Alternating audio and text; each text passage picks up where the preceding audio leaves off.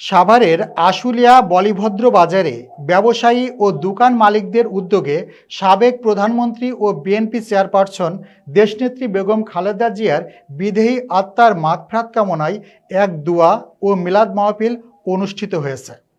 Staff reporter Nasim খান জানান, আশুলিয়া বলিভদ্র বাজার চত্বরে আয়োজিত এই অনুষ্ঠানে আশুলিয়া থানা বিএনপির সাধারণ সম্পাদক ও ধামসোনা ইউনিয়ন পরিষদের সাবেক চেয়ারম্যান আলহাজ আব্দুল গফুর মিয়া বলেন, দেশনেত্রী বেগম খালেদা জিয়া ছিলেন এদেশের গণতন্ত্রের প্রতীক। তার মৃত্যুতে যে শূন্যতা তৈরি হয়েছে তা অপূরণীয়।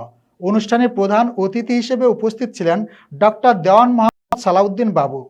বিশেষ অতিথি হিসেবে উপস্থিত ছিলেন ধামসোনা ইউনিয়ন বিএনপির সভাপতি মোহাম্মদ মোখলেসুর রহমান খান ইলিয়াস শাহী।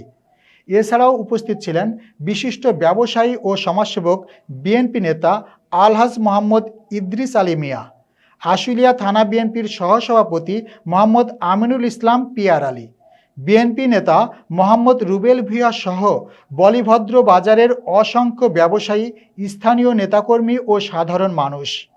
অনুষ্ঠান শেষে বেগম খালেদা জিয়া রুহের মাগফিরাত এবং দেশ ও জাতির কল্যাণ কামনায় বিশেষ মোনাজাত পরিচালনা করা হয়। মোনাজাতে উপস্থিত জনতা কান্নায় ভেঙে পড়েন এবং প্রিয় নেত্রীর জন্য দোয়া করেন।